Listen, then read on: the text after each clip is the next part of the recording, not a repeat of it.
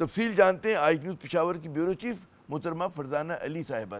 सबसे पहले तो ये बताइएगा कि गवर्नर फैसल करीम कुंडी साहब के जो इतराज़ात हैं उनके बारे में कहा जा रहा है कि जी इनको आईनी और कानूनी जो है कोई हैसियत नहीं है, उनका काम सिर्फ प्रोसेस करना था इस्तीफे को, क्या कहेंगी? बहुत शुक्रिया आमिर साहब, बिल्कुल ये बात यहाँ पे तवातर के साथ हो रही थी पहले भी और अब भी। चाहे वो एक इस्तीफे का मामला था, फिर दूसरे इस्तीफे का मामला था, फिर सिग्नेचर का मामला निकाला। तो अगर हम वकला से यानी कि कानूनदानों से भी बात करते थे या फिर आइन को देखते थे या सियासतदानों से बात करते थे, आज स्पीकर साहब ने भी रूलिंग भी दे दी, कुछ भी गैर आईनी गैर कानूनी नहीं हुआ है, सब कुछ आइन के मुताबिक हुआ है। लेकिन पता नहीं क्या गवर्नर साहब को आपने देखा कि वो जो सिग्नेचर का आज मसला निकाल दिया, तो वो भी लोगों के लिए काफी बाइस हैरत था। और हमें तो एक जैसे लग रहे थे वो, लोगों ने हमें तो अच्छा दोनों नहीं, दस्तखत एक जैसे लग रहे थे। जी जी बिल्कुल, दोनों दस्तखत एक जैसे थे। बस वो मैंने कहा कि पेन की सियाही जो है वो फर्क थी, बाकी तो कुछ भी नहीं था। लेकिन देखिए लोगों ने बड़ा इसके ऊपर तनकीद भी की और कहा कि देखें एक पाकिस्तान पीपल्स पार्टी एक जमहूरी पार्टी समझी जाती है जिसने बड़ी कुर्बानियां भी दी है, लेकिन उसका नुमाइंदा जो होगा और वो इस तरह की बातें क्या करे। आपके ख्याल में उन्होंने क्या बिलावल साहब से पूछा होगा, जरदारी साहब से मशवरा किया होगा, शहरी रहमान साहिबा से? किसके इशारे पे, किसके कहने पे किया ये? नहीं जी, जिनके नाम आपने लिए हैं मैं तो नहीं समझती कि इस तरह से कुछ अच्छा। होगा। लेकिन देखिए आप एक जमहूरी पार्टी से ताल्लुक रखते हैं और एक आईनी ओहदा रखते हैं, तो यहाँ पर जो मतलब लोग तबसरे कर रहे हैं वो यही कह रहे हैं, आपको खुद एहसास होना चाहिए कि आप क्या करने जा रहे हैं। एक बात तो वाज़ेह है आमिर साहब कि देखें तहरीक इंसाफ की, आपको तहरीक इंसाफ पर हमें भी उनके तर्ज सियासत पर, उन्होंने जिस तरह से हुकूमत में कुछ नहीं, मतलब आप देखें कि अली अमीन साहब के ऊपर काफी एतराज़ात हो सकते हैं, 13 साल की हुकूमत के ऊपर एतराज़ात हो सकते हैं, कि परफॉर्मेंस पर हो सकते हैं, लेकिन उनकी एक हकीकत है और वो ये है कि उनकी असम्बली में 2/3 है मेजॉरिटी और है जमहूरी अमल और में उन्हें आपको स्पैनर हक नहीं है। डालना चाहिए। अच्छा मुझे ये बताएं कि अब वो हाई कोर्ट चले गए तो वहाँ की क्या ताज़ा तरीन है, मतलब है वो भी बासी हो गई है, और क्या जो है ना कि हेल्प जो लेना होगा सुहेल आफरीदी साहब ने, उसके लिए क्या और क्या रुकावट हो सकती है, क्या नजर आ रहा है? लेकिन जो बुनियादी तो चीफ जस्टिस साहब ने आज जो कहा, जो समाअत हुई है फौरी तौर पर इंतखाब के बाद, उन्होंने उसमें आपने देखा होगा कि सलमान अकरम राजा साहब का और जो हमने खबरें दी है चीफ जस्टिस साहब का बड़ा दिलचस्प मकालमा हुआ। चीफ जस्टिस साहब बार बार उनसे पूछ रहे थे कि अभी तो इस्तीफे की बात हो रही थी, उन्होंने कहा नहीं जी वो तो बिल्कुल क्लियर है। फिर उन्होंने पूछा कि अच्छा आप लोगों ने अभी जो इंतखाब किया है इसकी भी तो समरी गवर्नर को भेजी जाती है, कि आपने भेजी? उन्होंने कहा जी स्पीकर साथ लेके आए हैं, ये बता रहे हैं कि बिल्कुल भेजी है, और फिर गवर्नर हाउस से उसका आ भी गया कि मौसूल भी हो गई है।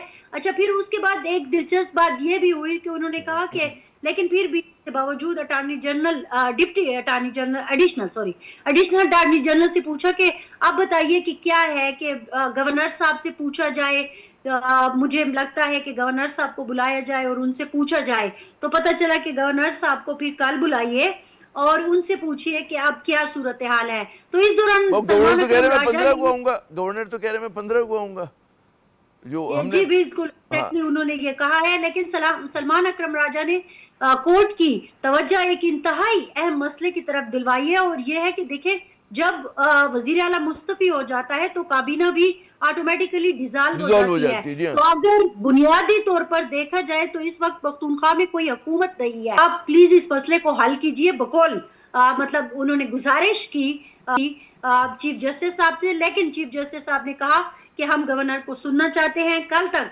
हम समाअत को मुलतवी करते हैं और फिर कल देखेंगे, क्योंकि उनको ये भी उन्होंने बड़ा एक दिलचस्प जुमला दिया कि जनाब ऐसा है कि पहले भी जो आपके मेंबरान असम्बली थे उनके हाल के सिलसिले में भी मैंने फैसला दिया, तो मेरे ऊपर कोई अदालत में चला गया, तो अब आने दे इस चीज को, अच्छा। हमें समझने दे।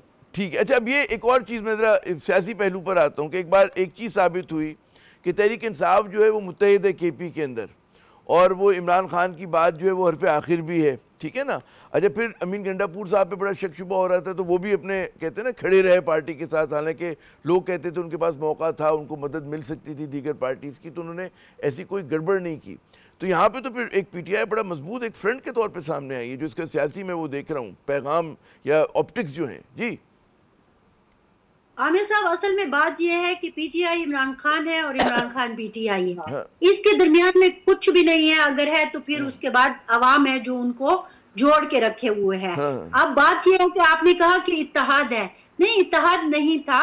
जब असल में बुनियादी मुत्तहिद मसला मैंने जो कहा था, था मुत्तहिद है, पार्टी मुत्तहिद है, ये कहा था मैंने। जी जी जी, आपने कहा कि पार्टी मुत्तहिद है। हाँ। असल में जो असल मसला जो था मुख्तलिफ ग्रुपों का, वो ग्रुप बने थे अली अमीन गंडापुर साहब के वजीर आला बनने के बाद, और फिर हाँ। जिस तरह उन्होंने लोगों के साथ मामलात किए तो उससे लोग खफा थे। अभी आज जब मैं बहुत सारे लोगों को देख रही थी असेंबली में, वही जो बहुत ज्यादा हर वक्त नाराज नजर आते थे, आज वो बड़े खुश नजर आ रहे थे।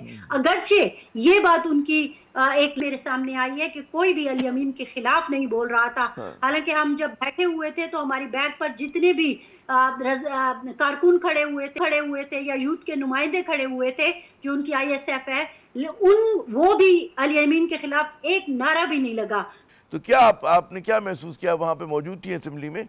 जी मुझे एक शहरी होने के नाते और सहाफ़ी होने के नाते इस बात की भी खुशी हुई कि उन्होंने दोनों चीजें कही हैं। एक तो ये कहा कि मैं तो बड़ा एग्रेसिव किस्म का एक हूँ और मेरा तो एक ही मकसद है, और वो ये है कि अपने कायद को जेल से बाहर निकालना है। दूसरी अहम चीज जो है वो ये थी कि उन्होंने अपना एक छोटा सा प्लान भी दिया है।